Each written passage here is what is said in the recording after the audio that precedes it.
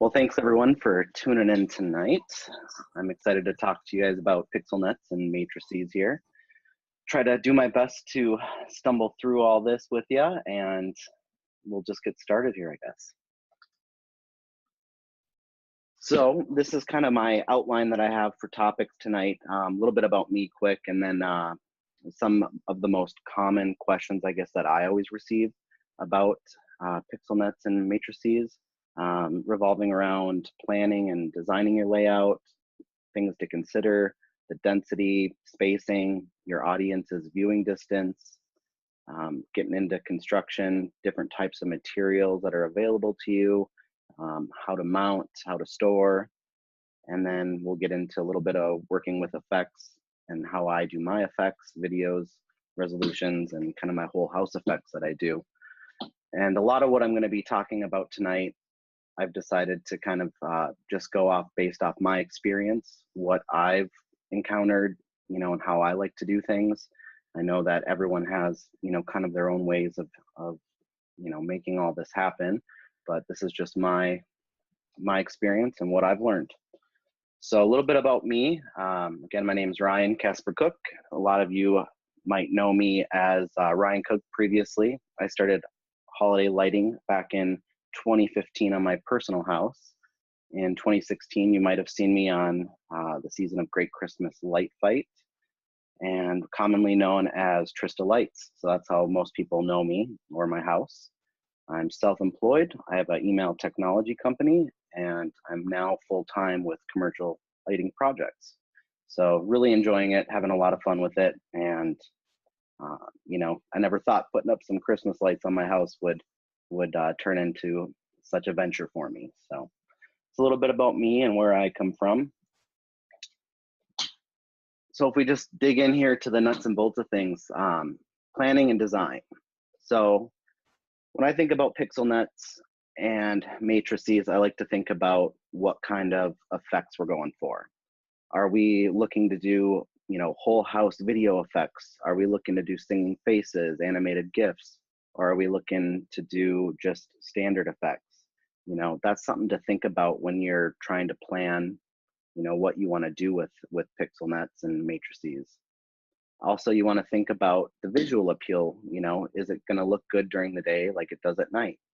That was one big important thing for me. I live in an association, and I wanted to make sure my display looked really clean during the day, that neighbors weren't complaining about, how rough it looks or if it looked tacky and bringing down, the value of the neighborhood. So another thing to think about is the visual appeal. Controller locations, number of outputs, want to consider that, of course. Pixel nets and matrices are going to take a lot of outputs or a lot of power injection, depending on how you wire your nets.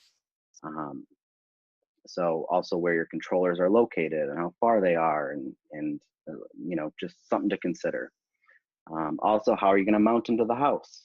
Are you going to, mount them to 2x4s and screw them in? Are you going to mount them to clips? A lot of this I'm going to get into later. I'm going to get into some details on a lot of these topics. But that's another consideration you want to think about. Also, safety concerns when you're covering windows. That was one thing I took into consideration on, residential homes. When I'm mounting nets over windows and their bedroom windows, that's a fire escape. So it's something to think about. How are you going to exit that window if there's an emergency? So that's something to consider. Audience viewing distance and pixel density, I think, is probably the most common question I get. I'll get into a little visual on that later here, but it's very important. Are you going to do 2-inch, 3-inch? Are you going to do 1-inch P10s? What are you going to do? Personally, I'm not a big fan of P10s. I'm not going to cover that. That's going to be covered in another xEssentials webinar. To me, P10s look like TVs, and the way I want my displays to look, I want them to look and resemble a Christmas light bulb, and pixels are pretty much the closest thing I can get to that with the pixel technology. Lastly, consideration 5-volt, 12-volt. This just came up recently, so I decided to add that in. I saw it in one of the groups there. But to me, I'm a 12-volt guy. Everything I do is 12-volt. I like to be able to run things further distances, and that's just how I do it. I would say, best suggestion there is if you have a 5-volt display, use 5-volt. If you have 12-volt, use 12-volt. 5-volt would work just fine for your pixel nets and matrices because they require shorter distances. You can do power injection, you can do all of that. How are you going to wire it? Are you going to, I guess I like to keep it simple when I wire my nets, and I'll show you this as well.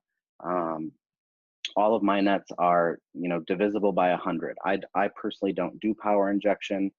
I just use additional outputs on my controllers or expansion boards, and I make everything divisible by 100 or 120, depending on what I can get on that output.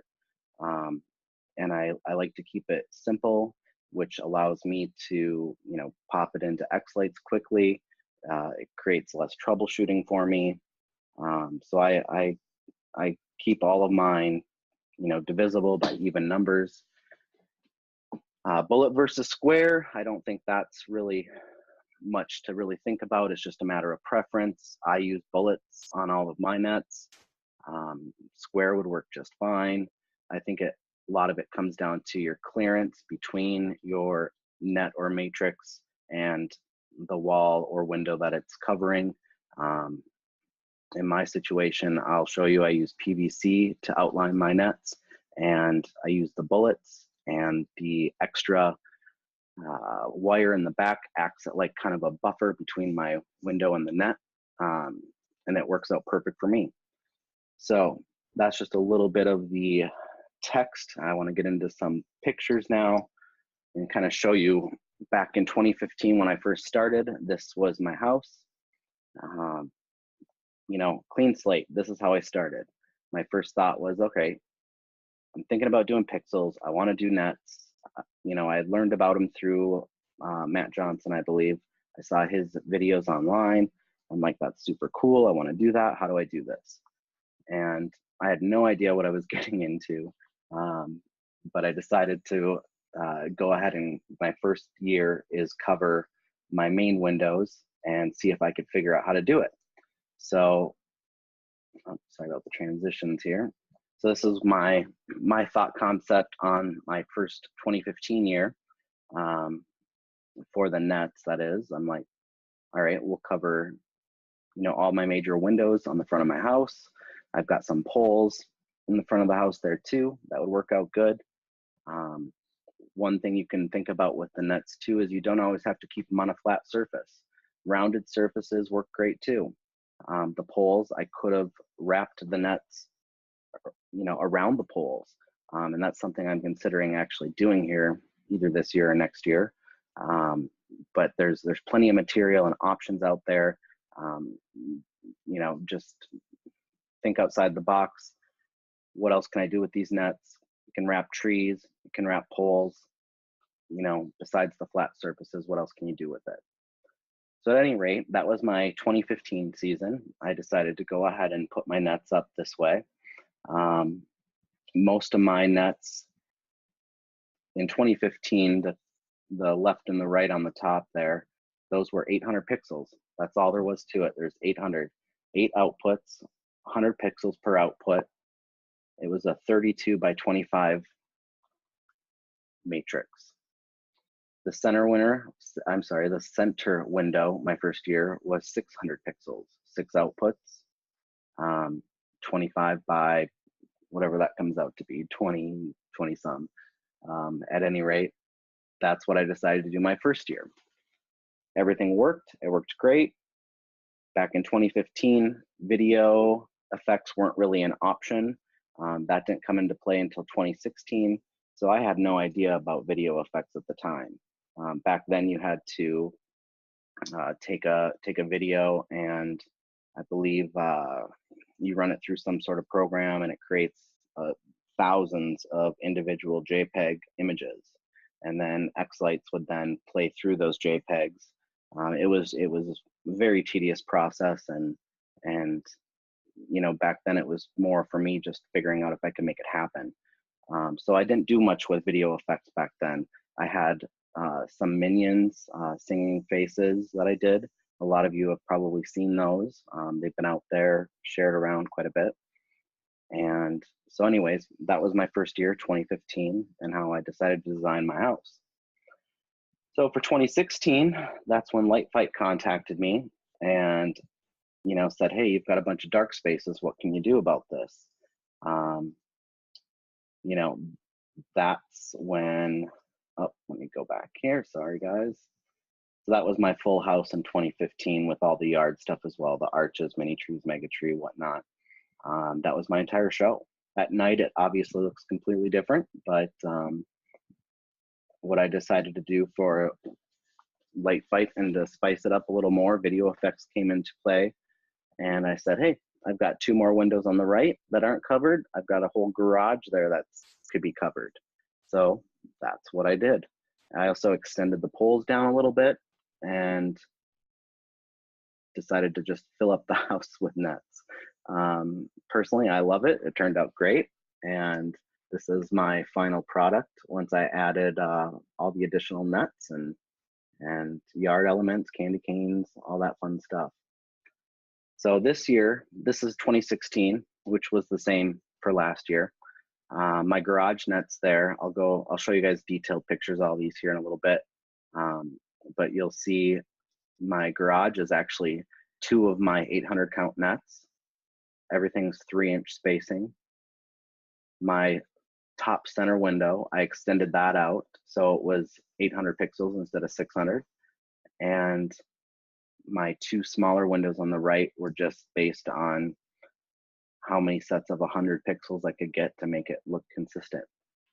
This year in 2016, I also added the C9s as a border around my nets.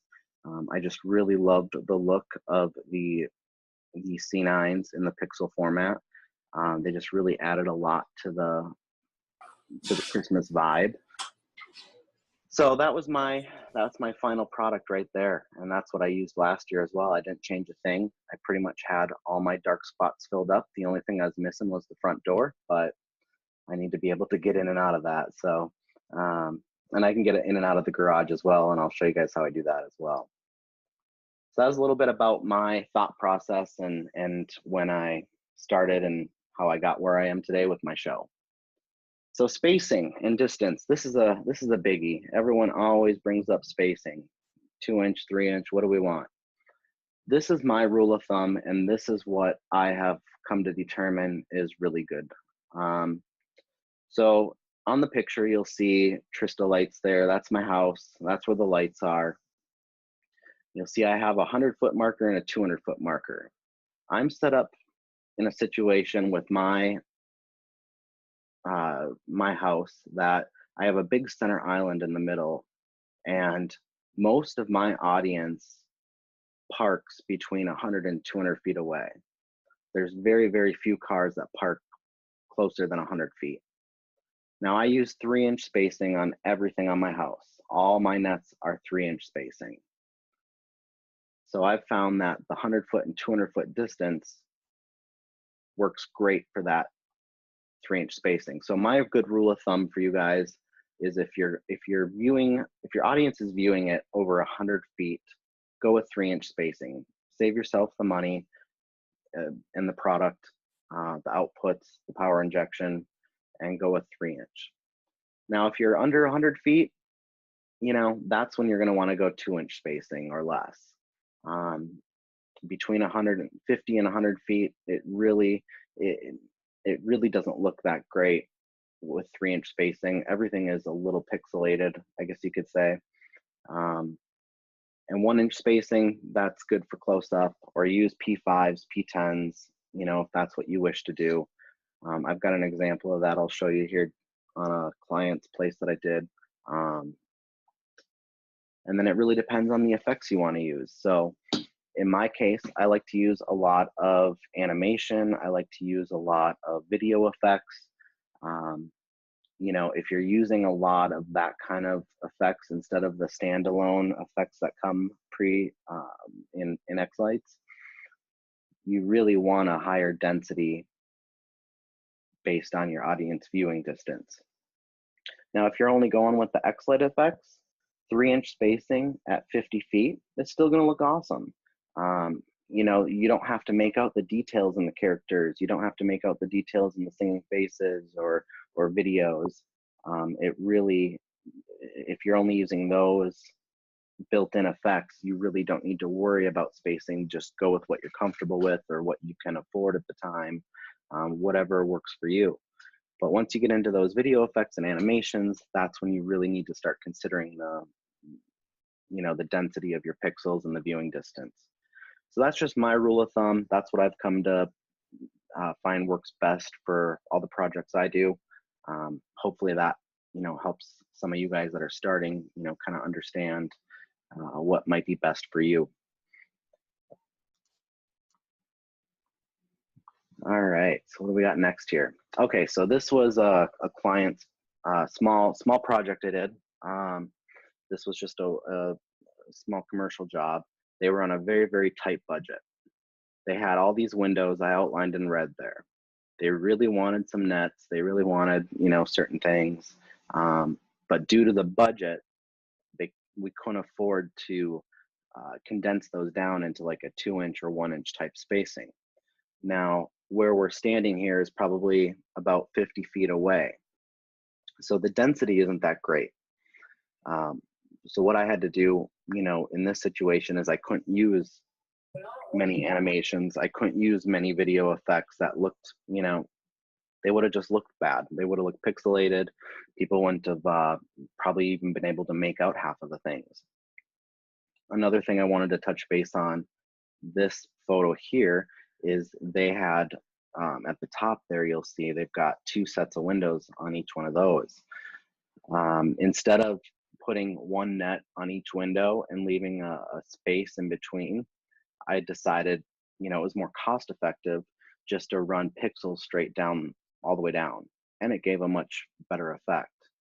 And I'll show you here. I think I have a picture after this. Same thing on the bottom window. I just decided to fill that up as well. It allowed for a much better animation. I shouldn't say animation, but much better effects. So this isn't the best picture. I tried to dig up what I could find, but this is how it turned out at night with 3-inch spacing, 50 feet away. This is a video effect, and my point on this is I wanted to show that it's really, really hard to actually make out what's happening in this video. In this case, it's just a bunch of like swirls and different patterns, blues, purples. And so my point on that was just that I would have much rather done a 2-inch or a 1-inch spacing on this to get that detail. But overall, the project turned out amazing. At 3-inch spacing, it still looked awesome. And I learned a big lesson on that project about spacing.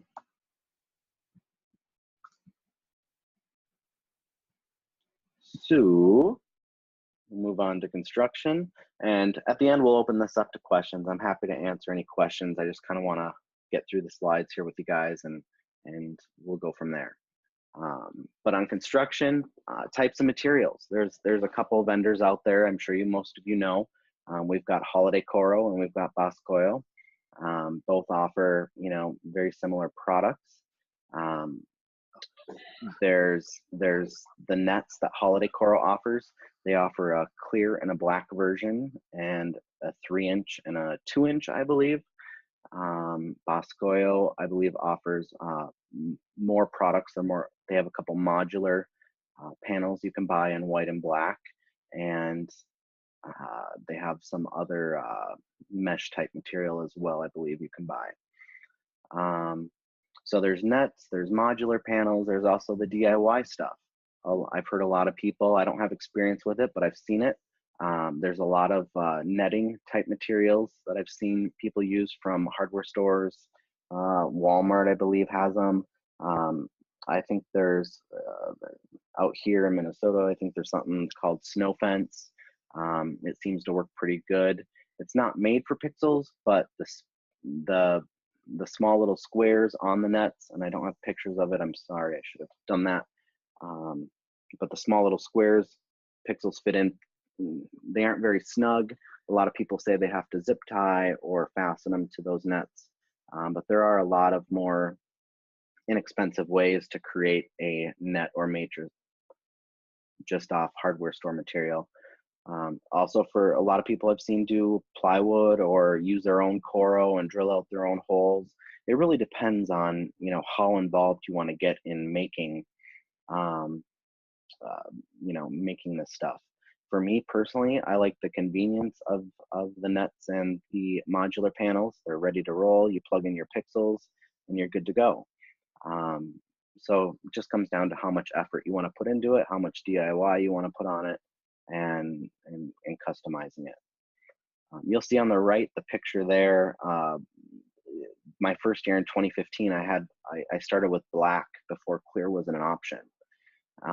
So I got the black netting, I tested it out, it worked, it was great. And then they came out with clear. And that was the home run for me. And I'll show you another reason why I love the clear nets in another photo here soon. But that's, you know, my personal preference. I love the clear over the black. So in 2016, I swapped everything out. All my nets are clear now. So mounting. So on mounting, what I do on my nets, and I'll show you again in another photo, all of my nets are outlined in PVC. And I literally just zip tie the tops and the bottoms to the PVC. I then fasten these PVC clips that I get from Holiday Coro onto the house all over. So they're on the tops, the bottoms. That's where I secure my nets. And they stay permanently year round. The new clear clips Holiday Coro has are much better in the UV. Back in 2015, they had a like creamish white color. Those failed on me after 1 year just due to UV damage. The new ones with the clear have the UV inhibitor in it, and they've lasted me 2 seasons now, so much better product than they used to be. But all mine are mounted via the PVC clips, except my garage door. I'll show you a picture of that as well. That is hung just on some hooks. But mounting wise, there's other ways of mounting. Like I said, I've seen people use, you know, screw them straight into 2x4s, straight onto their house. You know, I'm sure there's a bunch of other ways you can mount it. Just get creative. One of my nets on another job I used like twine and rope to mount it up onto the house, or bungee cords. You know, there's multiple different ways you can mount these things. They're very versatile, very easy to mount, but PVC is my preferred method. It's cheap and it allows for a really strong connection onto the house. I've had, I don't know, 40+ mph gusts come through and everything stayed on the house. Nothing has ever fallen off. I've probably just gotten really lucky, but you know, knock on wood, this is a very sturdy, strong method of mounting to the house. And then storage, another reason I love the nets over modular stiff Coro panels is when I'm done at the end of the season, I can take the left and the right side of the PVC frame off and roll up the net into like just a little roll, and it stores away and takes up very, very little space. And I'll show you guys that as well here. And I'm sorry, I hope I'm not rushing too fast here, but okay. So this was a picture from 2015 that I dug up. This is my first year trying to figure it all out. And this year I did not have the left and right PVC frames on. I just had the tops and the bottoms. That's all I had. The only reason I added left and right PVC frames in 2016 and forward was to mount my C9s to them. But again, I just wanted to show you guys kind of the look. These are all the clear nets. It's not as intrusive as the black or solid white. Another great photo here I want to show you guys is on the right here. This is looking out of the house. So looking out of the house on a clear net, you can see just fine. A lot of the Coro type products or plywood or whatever else you want to use, you don't have that visibility. So that was kind of important to me to make this stuff as invisible as possible. On the left, so that's one of my true finished nets right there that I currently use. So you've got the PVC top, bottom, left, right. I've got on this particular net, this is the lower right net of my house. This has 4 clips. That's all I have holding this sucker in.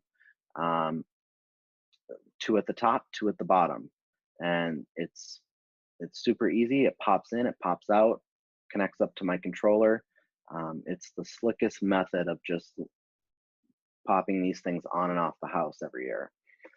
So literally my whole entire show, I can set up in 3 days. So my whole house, top to bottom, yard and all, is a 3-day setup. Taking it down, 3 hours. So I've designed all this stuff in a way where it's easy to snap on and off. Again, just my preferred way of doing it, and it works out pretty good for me. So that's an example of how they look. What do I got next for you here? Okay, this is my garage matrix. So I've got 2 of these, one on the left, one on the right. They hang independently of one another. But the box there that I've got highlighted are the hooks. And these are literally just hooks I picked up at the hardware store. I think they're meant for hanging plants or something. I don't even know. But above my garage there, I just got those screwed in.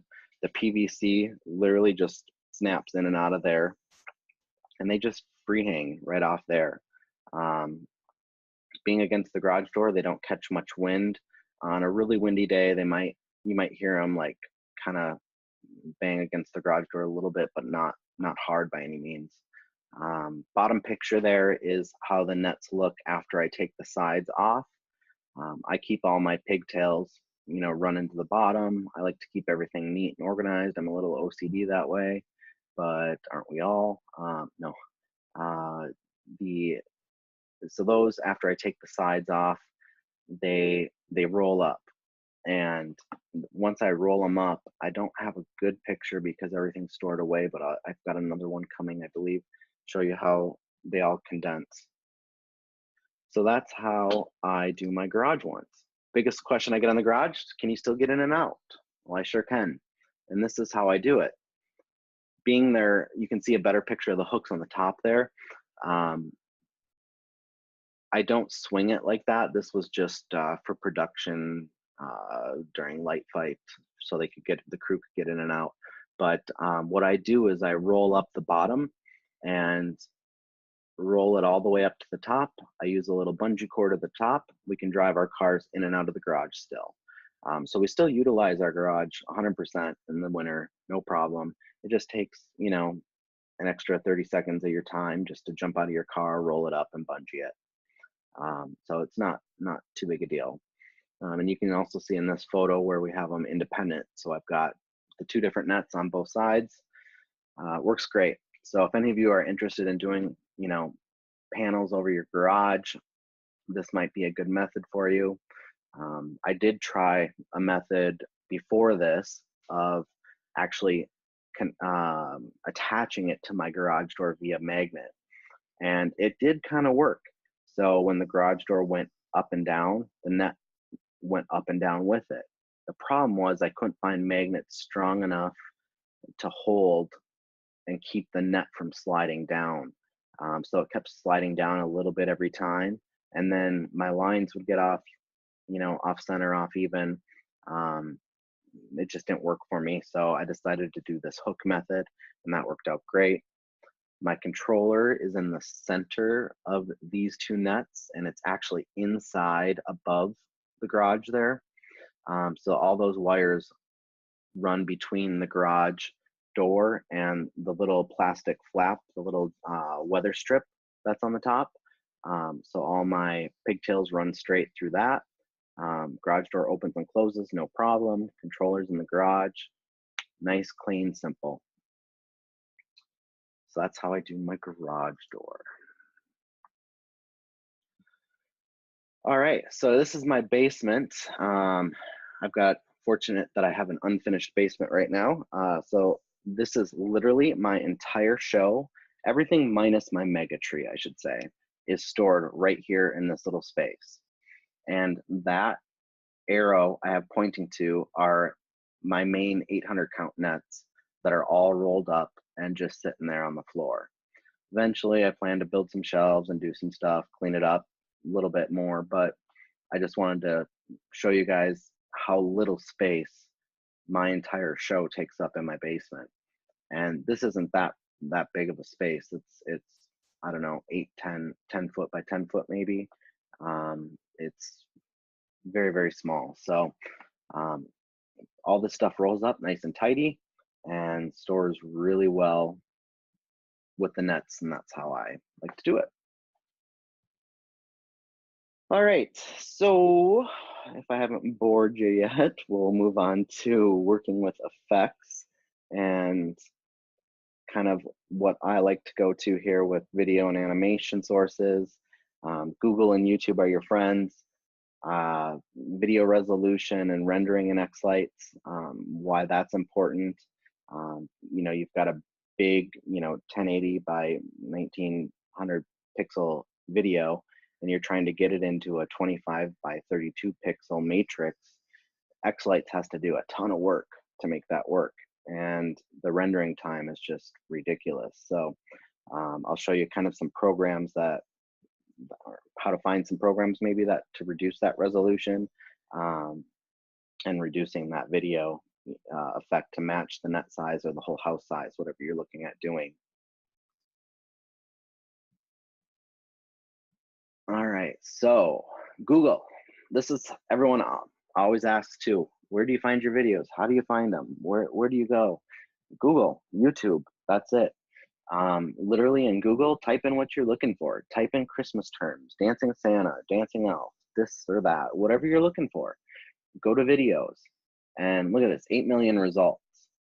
Does it take me some time? Absolutely. I sit there and I page after page after page after page, and I go through and try to find videos that'll work great for what I'm looking for. So use YouTube. It's an awesome, or I'm sorry, Google and YouTube. They're both awesome sources. And that's, as far as I'm concerned, the only sources, to get, free stuff to use on your display. Be careful too, as far as copyrighted material and whatnot. And of course, we always have to think about that, but this is how I do it. There's a lot of free stuff out there. You can also Google, just Google search, Christmas, background videos or whatever, and just look at Google results as well. But I go to the videos tab, and I literally will spend hours and days just searching and searching and searching. There's also an option in Google, you can set up alerts. If you just Google it, Google alerts, you can set up an alert. So if a new video is added, in this instance, matching Christmas background, it'll alert you via email, daily, weekly, hourly, whatever you want to set it up as. So anytime something new comes out and gets uploaded and Google catches it, they'll shoot you an email and tell you about it. So that's another great way to do it. Same thing with YouTube. I used this video in one of my sequences last year. I was just searching for, dancing Santa Claus, and this came up. So I, pretty much took this video and ripped it onto my hard drive and used it in xLights. So use YouTube. It's your friend. Just be patient, put your time in, and keep looking and browsing and looking, and eventually you'll stumble across something that you like, and that'll lead you to something else. And yeah. So that's how I get all my effects. Now, something about video resolution I wanted to talk about quick too. So let's say you get a video from YouTube. It's 1080 by 920. That's 1080 by 1920 pixels.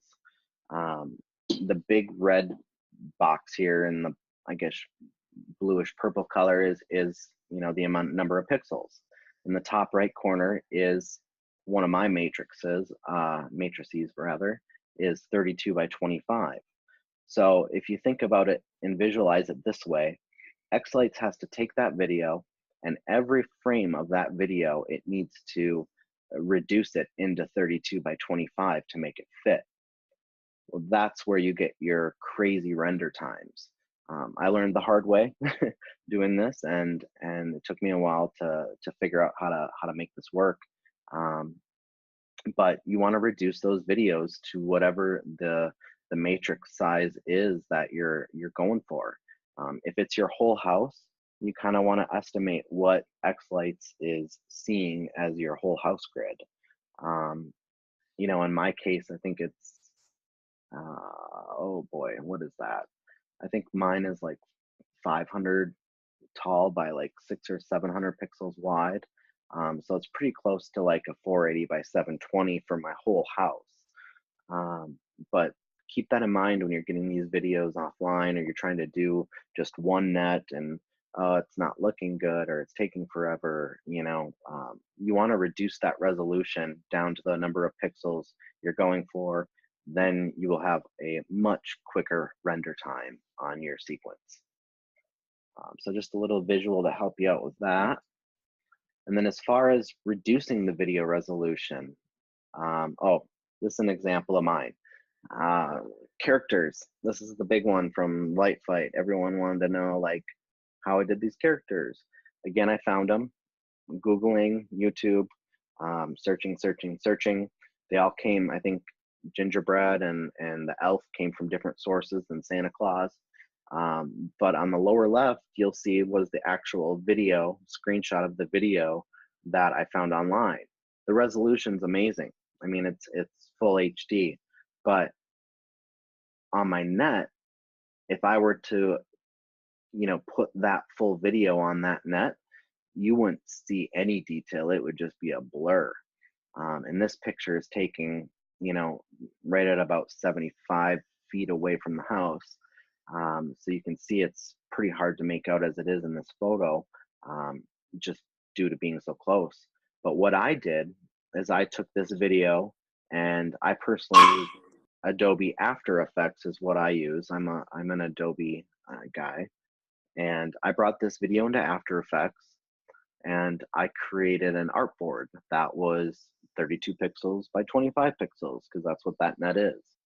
I brought that video in, and I resized it and cropped it so that way you could make out the detail, you know, from further away as to what it was.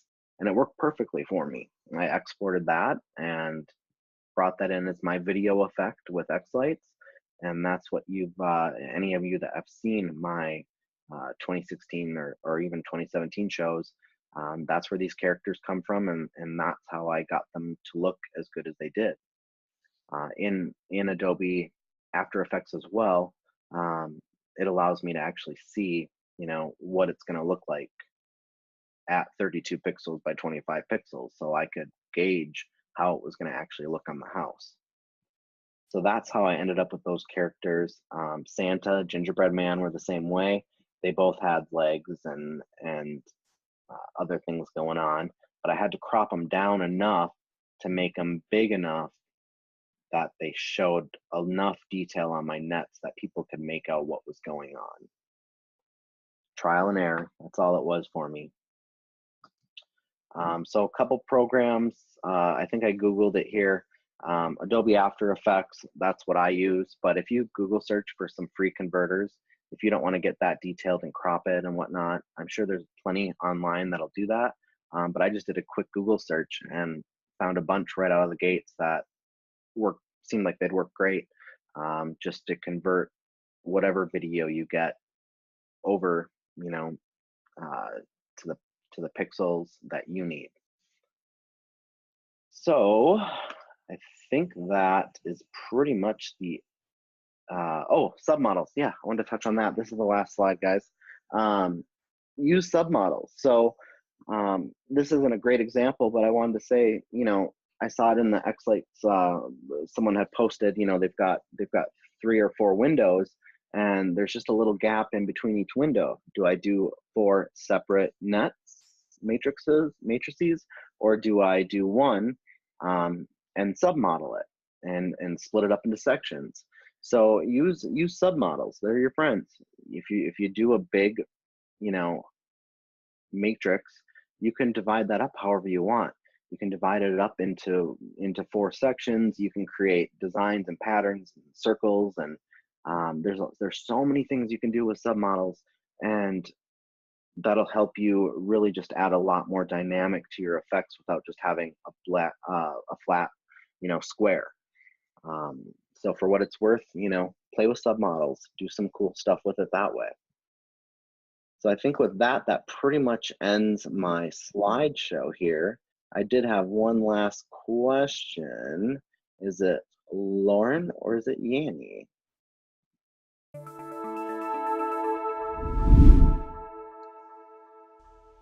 The xLights project exists because of people like you. Help continue the project by making a donation today at xlights.org/donate.